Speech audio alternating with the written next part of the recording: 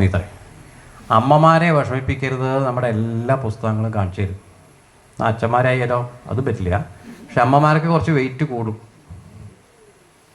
അമ്മമാരെ ഒരിക്കലും വിഷമിപ്പിക്കാൻ പാടില്ല എന്നാണ്. ചാത്തോട്ടിട്ടൊന്നും ഒരു കാര്യമില്ല. കർക്കിടത്തിൽ ഞാൻ തിരുനെല്ലി പോയി. എന്തിനു പോയി? ഒരു വേസ്റ്റ് വണ്ടിക്കൂലി പോയി. ജീവിച്ചിരിക്കുമ്പോൾ അമ്മമാരെ സന്തോഷിപ്പിക്കലാണ് ഏറ്റവും വലിയ ശ്രാദ്ധം. ഇപ്പം കൃഷ്ണൻ നമുക്ക് കാണിച്ചു തരികയാണ്. കുറേ ഓടി തളർന്നപ്പോൾ ശങ്കരാചാര്യർക്ക് ഇത് കാണിച്ചു തന്നു കേട്ടോ. മാതൃപഞ്ചകം എന്ന് പറഞ്ഞ 5 ശ്ലോകമുണ്ട്. ആദ്യം ആസ്താം താവതിയം പ്രസൂതി സമയേ ദുർവാരശൂലവ്യഥ നൈരുച്യം തനുശോഷണം മലമയീ ശയ്യാ ച സാംവത്സരി ഏകസ്യാപിന ഗർഭഭാരഭരണക്ലേശസ്യ യസ്യാക്ഷമോ ദാതും നിഷ്കൃതിരുന്നതോപിതനയ തസ്യൈ ജനന്യൈ നമ. ഒന്നും മനസ്സിലായില്ലോ? ഇത് മനസ്സിലാവില്ല എന്ന് അറിഞ്ഞിട്ട് കുഞ്ഞൂട്ടൻ തമ്പുരാൻ അത് മലയാളത്തിൽ പറഞ്ഞതുണ്ട്. ഇത് നിങ്ങൾക്ക് മനസ്സിലാവും. നിൽക്കട്ടെ പേറ്റുനോവിൻ കഥ. മനസ്സിലായില്ലേ? രുചി കുറയും കാലമേറും ചടപ്പും പൊയ്ക്കോട്ടെ. മനസ്സിലായില്ലേ? മലമതിലൊരു കൊല്ലം കിടക്കും കിടപ്പും നോക്കുമ്പോൾ ഗർഭമാകും വലിയ ചുമടെടുക്കുന്നതിൻ കൂലി പോലും തീർക്കാവല്ലെത്ര യോഗ്യൻ മകനും അതു നിലയ്ക്കുള്ളൊരമ്മയെ തൊഴുന്നേൻ. ഗർഭകാലത്ത് ഒന്നും കഴിക്കാൻ രുചി ഉണ്ടാവില്ല. അതിൻ്റെ ക്ഷീണം. പ്രസവിച്ചു കഴിഞ്ഞാൽ മലത്തിലും മൂത്രത്തിലും കിടന്ന് കുട്ടിയുടെ കൂടെ പെരണ്ട് കിടക്കണം. അങ്ങനൊരു കിടപ്പ്, രുചി വരാത്ത ബുദ്ധിമുട്ട്. ഇങ്ങനെയൊക്കെ നോക്കിയാൽ ഗർഭം എന്നുള്ള ചുമടെടുക്കുന്നതിൻ്റെ കൂലി കൊടുക്കാൻ പോലും എത്ര യോഗ്യനായിട്ടുള്ള മകനും പറ്റില്ല എന്ന് ശങ്കരാചാര്യർ പറഞ്ഞതാണ്. അമ്മ മരിക്കുമ്പോൾ സന്യസിക്കാൻ പോകുമ്പോൾ അമ്മയോടൊരു വാക്ക് പറയും. അമ്മയ്ക്ക് വേണ്ടപ്പോൾ വിചാരിച്ചാൽ മതി, ഞാൻ വരാം. അമ്മ വിചാരിച്ചതേ ഇല്ല. മരിക്കാൻ കാലത്ത് വിചാരിച്ചു, എൻ്റെ കുട്ടിയൊന്ന് കാണാം. അപ്പോൾ ശങ്കരാചാര്യക്ക് ആ ഓർമ്മ വന്ന് അമ്മ വിളിക്കണമെന്ന് മനസ്സിലായിട്ട് വായുവിൽ സഞ്ചരിച്ച് അമ്മയുടെ അടുത്ത് എത്തി. എന്നിട്ട് ചൊല്ലുന്നതാണ് 5 ശ്ലോകം. സന്യാസിക്ക് കർമ്മം ചെയ്യാൻ പാടില്ല. നമ്മൾ ചെയ്യണവൻ അതൊക്കെ പറഞ്ഞിട്ടാണ് 5 ശ്ലോകമൊക്കെ വായിക്കണം നമ്മൾ. മാതൃപഞ്ചകം എന്നാണ് അതിൻ്റെ പേര്. അതിൽ ആദ്യത്തെ ശ്ലോകമാണ് ഞാനിപ്പോൾ ഈ ചൊല്ലി. ആസ്ഥാൻ താവതിയം പ്രസൂതി സമയേ. അപ്പോൾ ഈ പ്രസവിച്ചിട്ട് അമ്മയാവുക എന്നുള്ളത് വലിയൊരു പുണ്യമായ. ആ മക്കൾ അമ്മയെ ശ്രദ്ധിക്കാതെ വന്നാൽ, അമ്മയെ നോക്കാതെ വന്നാൽ പിന്നെ അത് മകൻ എന്നുള്ള സ്ഥാനത്തിനൊന്നും അർഹതയില്ല എന്നാണ് പറയും. മകനാണെങ്കിലും മകളാണ്. അപ്പോൾ ഇവിടെ കൃഷ്ണൻ നമുക്ക് കാണിച്ചു തരികയാണ്. അമ്മ വേർത്തപ്പോൾ എന്നാ പിടിച്ചോ പറഞ്ഞ് നിന്നു കൊടുത്തു. കയറെടുത്തു. കെട്ടുമ്പോൾ നീളെത്തുന്നില്ല. 2 അങ്കുലം കുറവാണ് എനിക്ക് ചുറ്റുമ്പോൾ. അവസാനം എങ്ങനെയൊക്കെ ചുരുട്ടി കൂട്ടി കെട്ടി. വീണ്ടും അമ്മ പണിക്ക് പോയി. മൂപ്പര് ആ കെട്ടിയ ഒരലും വെച്ച് വലിച്ച് പിറ്റത്തേക്ക് പോയി. അവിടെ 2 മരങ്ങൾ നിൽക്കുന്നുണ്ട്. അതിൻ്റെ ഉള്ളിലേക്ക് കൃഷ്ണൻ കടന്നു. പിന്നാലെ വന്ന ഒരലവിടെ കുടുങ്ങി. ഒറ്റ വലി 2 മരമോട് വീണു. അതിൻ്റെ ഉള്ളിൽ 2 ദിവ്യന്മാർ പുറത്തേക്ക് വന്നു. നളനും നളകൂപരന്മാരും. പണ്ട് നാരദൻ ശപിച്ചതാണ്.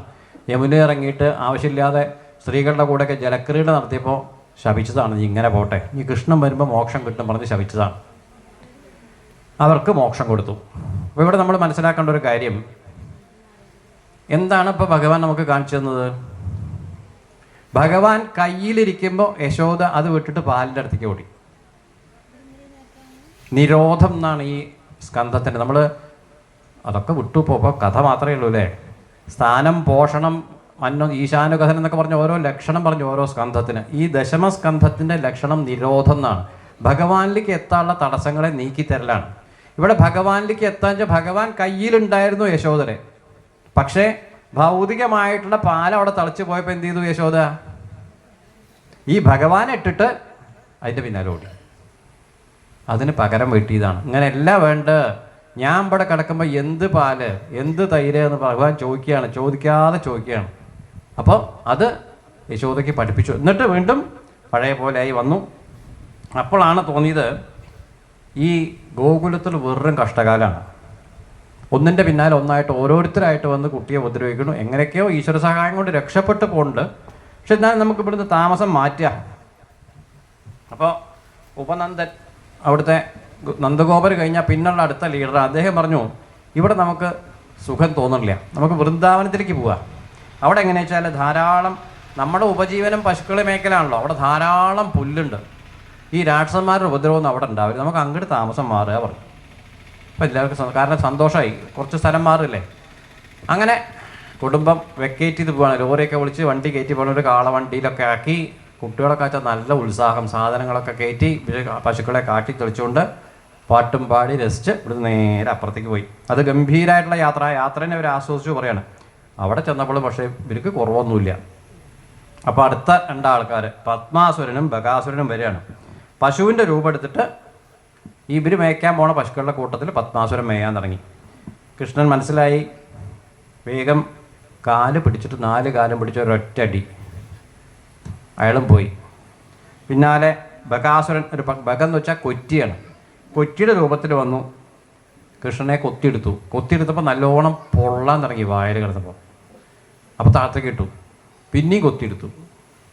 അപ്പോൾ കൊക്ക് പളർന്നിട്ട് അയാൾക്ക് മോക്ഷം കൊടുത്തു. അപ്പോൾ ഈ 2 അസുരന്മാരെയും അവിടെ കൊന്നു. പിന്നെ പിറ്റേ ദിവസം കൊമ്പൊക്കെ ഇവർ പശുവിനെ മേയ്ക്കലാണ് രാവിലെ ചെയ്യുക പണി. അപ്പോൾ കുറച്ചിപ്പോൾ വലുതായപ്പോൾ ഇനി വലിയ പശുക്കളൊക്കെ മേയ്ക്കാനായി, കുട്ടികളൊന്ന് വിട്ടു, കുറച്ചുകൂടിയൊക്കെ മെച്ചപ്പെട്ടു. അങ്ങനെ ഒരു ദിവസം ഈ പൂതനയുടെയും ബകൻ്റെയൊക്കെ മരണമായിട്ട് അഘാസുരൻ, അവരുടെ സഹോദരനാണ്, അവർ തീരുമാനിച്ചു, അഘാസുരൻ തീരുമാനിച്ചു ഇവരെ അങ്ങനെ വിട്ടാൻ പറ്റില്ലല്ലോ എന്ന് വിചാരിച്ച് ഒരു പാമ്പിൻ്റെ രൂപത്തിൽ അദ്ദേഹം വായ തുറന്ന് ഇങ്ങനെ കടന്നു ആ അസുരൻ. ഈ കുട്ടികൾ എന്ത് ചെയ്തെന്ന് വെച്ചാൽ ഇങ്ങനെ കളിച്ച് പോയിട്ട്, ഇതൊരു ഗുഹയാണ്, ഈ വൃന്ദാവനം അവർക്ക് അത്ര പരിചയമില്ല, പുതിയ നാടാണല്ലോ, ഇതാ പുതിയൊരു ഗുഹ പറഞ്ഞ് അതിൻ്റെ ഉള്ളിലേക്ക് കയറി. കൃഷ്ണൻ പറയുമ്പോഴേക്ക് അതിൻ്റെ ഉള്ളിൽ കയറൽ കഴിഞ്ഞു. അപ്പം അഘാസുരൻ ഇങ്ങനെ കാത്തിരിക്കുക, കയറേണ്ട ആൾ കയറിയിട്ടില്ല, ബാക്കിയുള്ളവരൊക്കെ കയറി. കൃഷ്ണൻ വിചാരിച്ചു ഇനിയിപ്പോൾ നിവൃത്തിയൊന്നുമില്ല കയറാതെ, കാരണം കൂട്ടുകാരൊക്കെ കയറേണ്ടത് കൃഷ്ണനാണ്, കൃഷ്ണനെ കാത്തിട്ടാണ് ഇയാൾ അവിടെ കിടക്കണം. അങ്ങനെ കൃഷ്ണനും കയറിയപ്പോൾ ടംന്ന് വായടച്ചു, അകത്താക്കിയല്ലോ. കൃഷ്ണൻ അതിൻ്റെ ഉള്ളിൽ നിന്ന് അങ്ങോട്ട് വലുതായി. അതാണ് അഘാസുരൻ്റെ ഒരു ഭാഗ്യം, ഉള്ളു മുഴുവൻ നിറഞ്ഞ് ഈശ്വരനായി. ശ്വാസം മുട്ടിയങ്ങ് മരിച്ചു.